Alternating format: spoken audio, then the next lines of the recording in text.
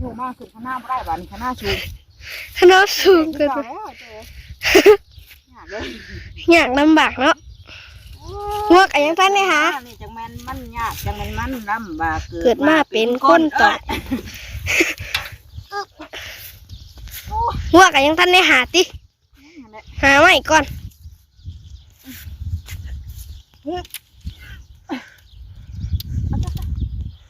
นะกล้องนะเจ้าอยู่รอขึ้นไปกับผ้าไหมไว้ให้นั่งนี่โอ้ยมาไว้อวยล่อกดเอาล่อมาชงกาเมื่อยคือกันกับคนแบกไม้ปลาลุงเอ้ยโอ้ยแบกไม้มาแต่ปลาผู้ก็เลยแบกบอดนักเนาะเลยหายเตอเอาล่อมาลัดเอาพี่น้องเลยนักเปิดภาพเปิดคลิปออกมากะหากะมาแต่ป้าแมงเตอร์ก็ได้เนาะมาแต่ป้าแบกไปแบกเอาไม้พี่น้องเลยแบกเอาไม้เมื่อเห็ดข้ามหมกทั่วเนาะไปตัดไม้มาเห็ดข้ามหมกทั่วไปก็แต่เช้าน้องตื่นได้หรอแต่ตาท่านได้ตื่นพี่น้องเลยหนึ่งข้าวหนึ่งน้ำแล้วไปหาตัดไม้มาไว้เห็ดข้ามหมกทั่วเบิ้งเดี๋ยวสิป้าเป็นกล้องหลังให้เบิ้งกล้องหน้าให้เบิ้งเอาพี่น้องเลยป้าเป็นกล้องหน้านี่เบรกไม้กับไม้ติ้วใช่ไหมเนี่ยยางติดมือน่ะโอ้ยมีแต่ยางมีน้ำอีกเนาะเช้าเมื่อย2 เทื่อเลยยังหอดเทื่อนอยู่เดี๋ยวเลยเท่าหายเตอร์เพิ่นมาเอาเอากลับทักทายสบายดีเด้อพี่น้องเด้อสบายดีตอนเช้าเมื่อนี้กะพอกันอยู่ตรงไฮตรงนามาหาตัดไม้เมื่อเฮ็ดข้าวหมักทั่วอยู่ป่าพูดแหละพี่น้องเลยผู้ไกลเตอร์ฟังห่วยผู้เนาะก็ได้ไม้อยู่จัก10 กว่าลำไม่แหละแต่ว่ามันนักเนาะไม้ดิบเบิ่งบ่เฮาไปตัดกับไกลเติบได้ผู้ป้าพูดแหละพี่น้องเลยผู้ไกลๆผู้ฟังห่วยผู้เนาะเอามาอวยรอบบัดนี้ลูกนักนะเสียแรงมากอวยก่อนสบายดีโดยขนาดกระถางมุนเทวัดจะชิวได้หรือว่าได้อวยก่อนลงให้นะมาแม่ชิย่อขึ้นจะมาจับกล้องให้แม่ตั้งไว้ที่เที่ยงแล้วก็รอนะอย่าไปยังไก่แท้นั่นช่วยอีกกันนักได้บ่โอ้ยเจ็บบ่าเด้ยังไม่ได้ไปหางัวใช่ไหมว่างัวโมเห็นเนาะมาสิได้ไปหางัวอีกได้มื้อนี้กะพ่อกันตอนเช้ามื้อวันเสาร์มื้อวันหยุดพี่น้องเอ้ยมาแม่สิแบกใส่มาเฮ็ดเด็ดน้ำยางมันถึกเชื่อได้นะแม่ติดมือน้ำได้ออกได้มาไว้จับกล้องถ่ายแม่บรรยากาศแดดช่ำมื้อนี้ก็ได้ตอนเช้าพี่น้องเอ้ยเช้ามื้อวันมีผักเรียนเฮ็ดเดี๋ยวมีเวลาเนี่ยลืมผ้าได้ทำดูหรอกบอกจะเบรกอันไม่เพราะว่านักที่ได้ทำเลยรัวเบรกไม่ธรรมดาไม่อันต้นไม้เพราะว่าไม่ติ้วไม่นั่นอยู่แล้วแบบไม่ติ้วซึมเลยแม่ว่าสตาร์ทเอาลายเบรกมันแล้วติดเชือกเนี่ยสักไม่ได้ออกเลยลืมผ้าได้บุผ้าไปอยู่ได้บ่เนาะหมดแล้วหำมันก็อยู่บ่ได้เนาะเราอยู่บ่อยนะเขากะขนาดกระสาดได้แม่คิดได้เห็นขนาดกะมันหักขวงเอาบ่ขวงเอาเด้อโอ้แบกเอาเด้อโอ้ยแบกเอากันนักนะใส่กับหายเอาหล่อมาเด้อมือกว่าใหม่น่ะไม่บักใหญ่ติบ่ได้ใหญ่มันน้อยแต่มันหลายลำไป10 กว่าลำหรือจักเขาว่า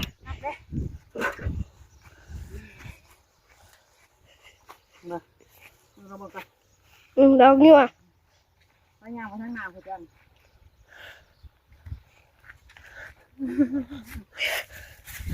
ลองมาเบิ่งคนออกกำลังกายงามเช้า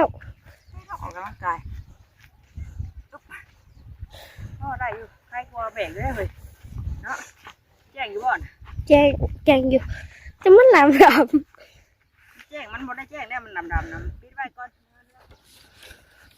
อยู่มากขึ้นข้างหน้าไม่ได้บ้านข้างหน้าชูข้างหน้าสูงเกินไปอยากลำบากเนาะงวกอะไรยังท่านเนี่ยฮะนี่จังแมนมันยากจังแมนมันลำบากเกิดมาเป็นคนต่อย หัวกันยังทันได้หาติหาไว้ก่อน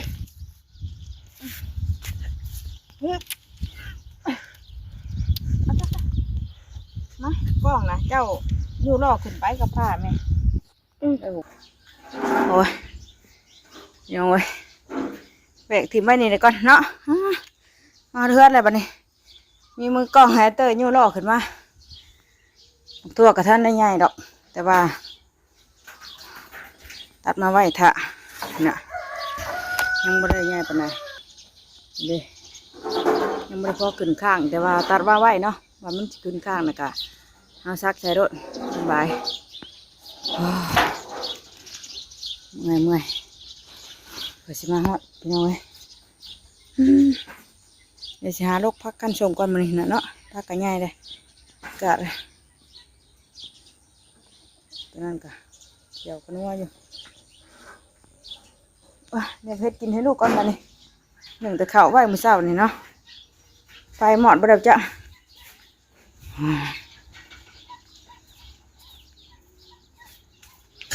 อึบ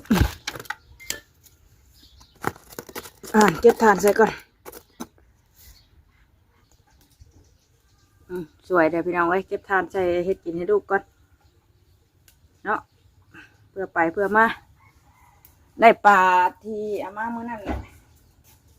ตากแห้งไว้ยังบุเบิดได้พี่น้องเลยเนาะอิ่มเพิ่นก่อนแบ่งให้ป้าแน่มาดาวพอดาวตี2 ตัวเนาะแบ่งเชื่อเพิ่นบ่ได้เอาอิ่มให้เพิ่นก่อนใช่น้องได้ใช่ลูกขอกระเด้อแม่ปีกปลาให้ก่อนเอาช่วยหน้าได้บ่ช่วยหน้าได้บ่น้อง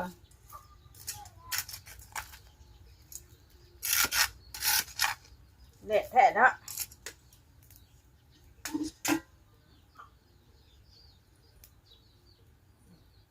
หากินได้เมื่อนั้นยังอยู่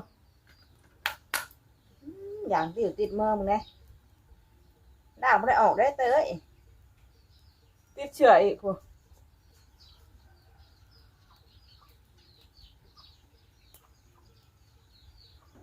แดดได้มึง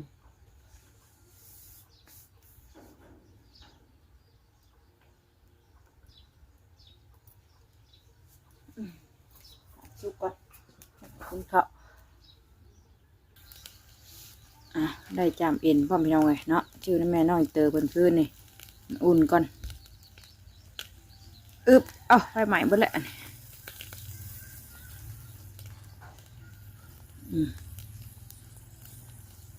อุ่นก่อนใส่อ้ายได้สันกระดิ่งเทือนป้าเลยเตอไอตา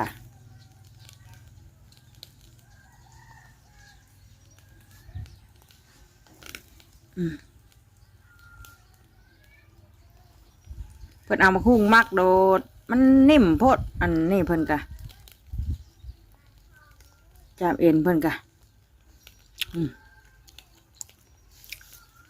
มันโมเมนเอ็นปานนั้นเป็นมีเนื้อพร้อมแน่มันก็เลยอยาก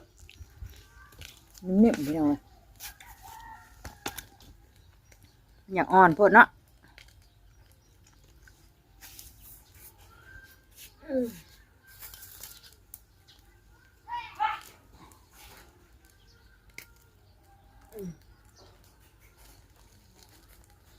มาได้ดูเด้อมากินข้าวเด้อ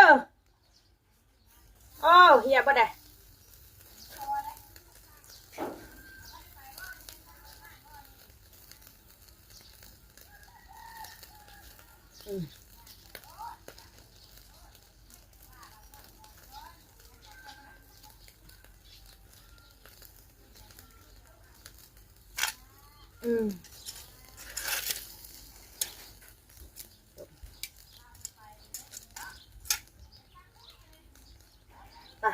แล้วเดี๋ยวมัน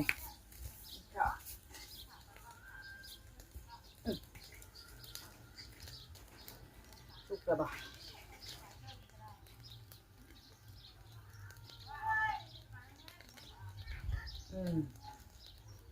มาเด้อเด้อกินข้าวเด้อจุกยังไม่ได้ไปบ่จุกเอ้ยป้าหากระมาแต่ตัดไม้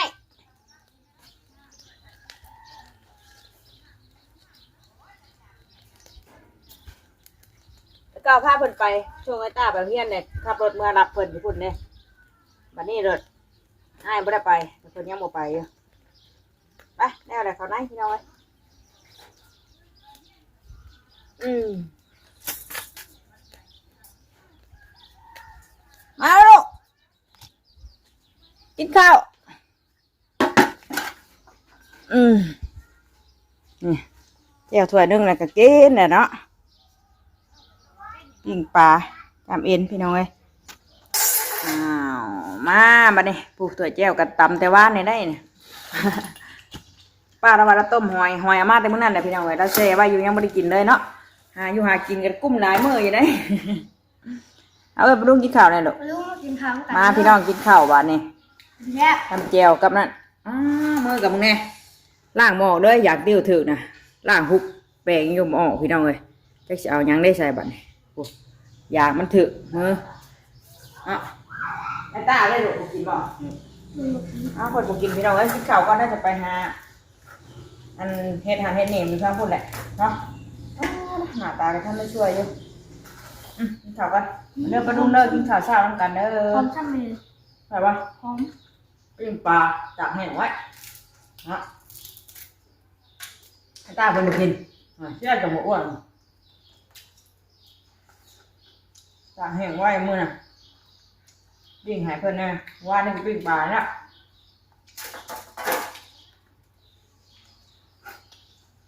มา มาแล้วหาผู้ปูมาแล้ว ดู มาปูมาจีนมาตำเอง ไปลูก ผักบัวผักหอมแค่บัว ปนปูแค่ ปนเนื้อ กินก็ปูวะแค่มัน มันเนื้อยำเองปลาต้มหอยชื่อกับบ่เรามาเอาเด้อเอามาเด้อต้มหอยปลาก็พี่น้องเอ้ยเจอกินข้าว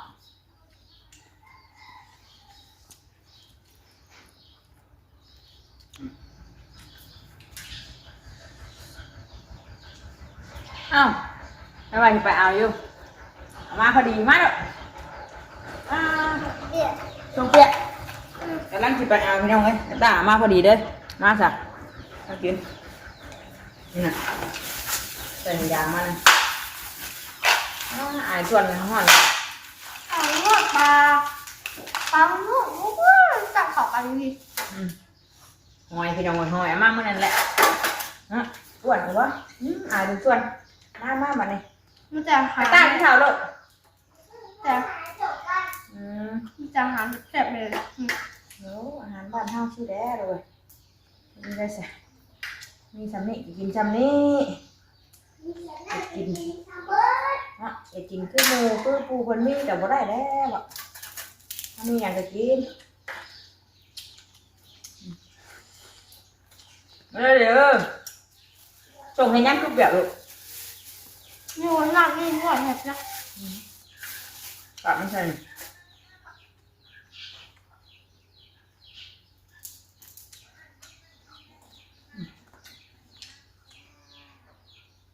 ยาวไม่อยู่กับออกงั้นไปหาออกพัดออกงั้นไปหาง่วยบ่เห็นพี่น้องเลยปล่อยไปเห็นห้องก็คืนเนี่ยเห็นตัวนึงมันเห็นลูกมัน อันแม่ บ่เดี๋ยวกลับไปหาอีก ดูอ่ะ หอยกระตุ้ยอยู่นะ แหลกไม่ได้บนอยากขึ้นไว้ เห็นอยู่บ่ มันนวด ไม่ตั้งกล้องไว้เห็นอยู่บ่ เห็นอยู่ มาเห็นไหม อย่าปลาดวงไล่เคยชักจะกินน้ำจะกินอาหารบ้านเรา ข้างๆนะ แล้วก็ นั่นมันเป็น อ้าวเอาใหม่ก่อนกบยักษ์ สบายอยู่ปะลุงนะ เดี๋ยวแบบนี้ปลาดุง ที่ข่าวเด้อ มันขาว น้ำเจ้าอ่ะ มันจะเจอ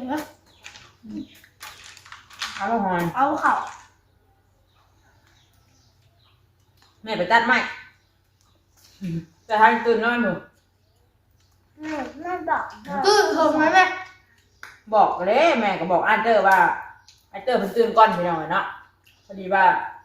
แม่หนึ่งข้าวหนึ่งน้ำเปิดในไว้เต็มอู้เต็มแองไว้แล้วก็เลย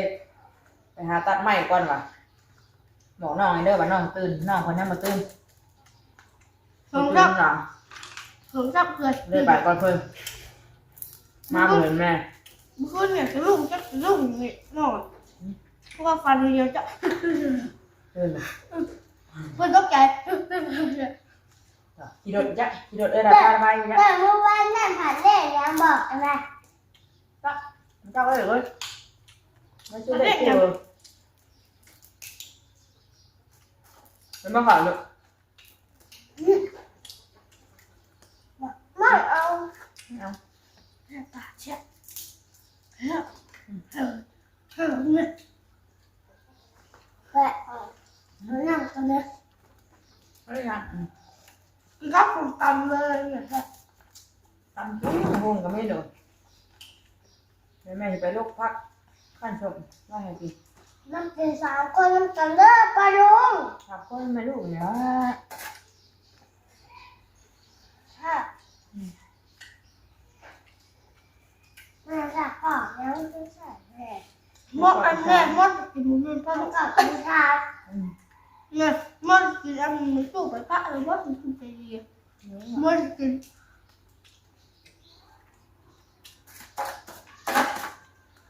ไม่ได้มาหาคือปูกับอ้ายเออ แม่ต้องเจอข้างล่างต้องเจอสปูนนี่มือเขา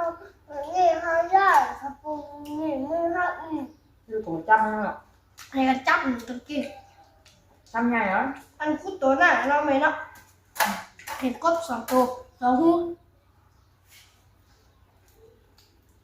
ครบทีงานขาเขาไว้พอรุดไปเห็นไหม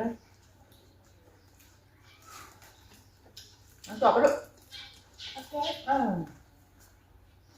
ชื่อใครอ่ะมาสอดใส่กับเนี่ย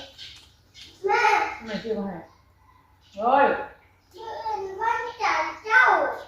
ชื่อใครก็ต้องแม่ ก็ เนอะ แม่มูนกันจะดี ยังไม่ไปชื่อหรอก มองจิต เมื่อวันจันทร์นี่สิ เมื่อวันจันทร์เราอยากกินไข่แหละ อืม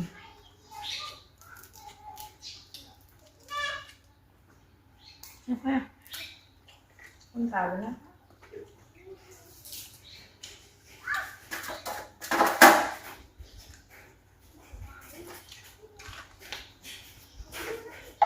หอยกระตุ้ยฉันละยังไงฮะ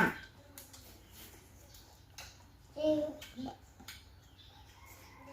ก็ข้าวกับเมื่อกี้เนี่ยจ้า ก่อน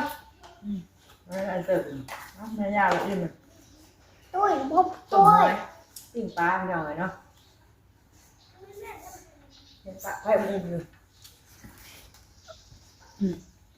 คนมาดิเฮ้ยก็ไม่ถงนะ ทำไม่ได้ถึงนะไว้ฉันแม่ย่าเลยเดี๋ยวไปหาเฮ็ดอย่างอื่นอีกก่อนพี่น้องเอ้ยกินข้าวกินน้ำเลยเนาะหาได้พักขั้นชมให้ดูก่อนบัดเลยไว้ค่อยชมไว้มันใหญ่เด้เดี๋ยวจะหาแนววานมาอีกไปคลิปนี้ก็บ่มีอย่างใดมาแต่หาฟืนหาไม้มาซักข้างหมักทั่วไว้เฮ็ด รับ เป็นข้างหมักทั่วให้มันดำขึ้นเนาะแต่ถ้าไม่ซักตอนนี้เนาะมันยังบ่ได้เป็นพอขึ้นแต่ว่าเราหามาไว้เตรียมไว้พี่น้องเลยมื้อวันหยุดแน่ก็เลยไปหาแนว มือคุณ นี่ไว้ก่อนเดี๋ยวมื้อใดไปโรงเรียนน่ะมันสิบ่ได้ไปยากเนาะไปจันสำหรับคลิปนี้ก็ลาพี่และน้องไปเพียงซ้ำนี้ก่อนเด้อพี่น้องเอ้ยไว้พอกันอีกคลิปหน้าคลิปนี้สบายดีเบิดสุขสุขคน โดยสบาย โดยบ๊ายบายป้าลุงเนี่ยลูก บาย ข้าวเต็มปากโดยบายกัน เดี๋ยว โดย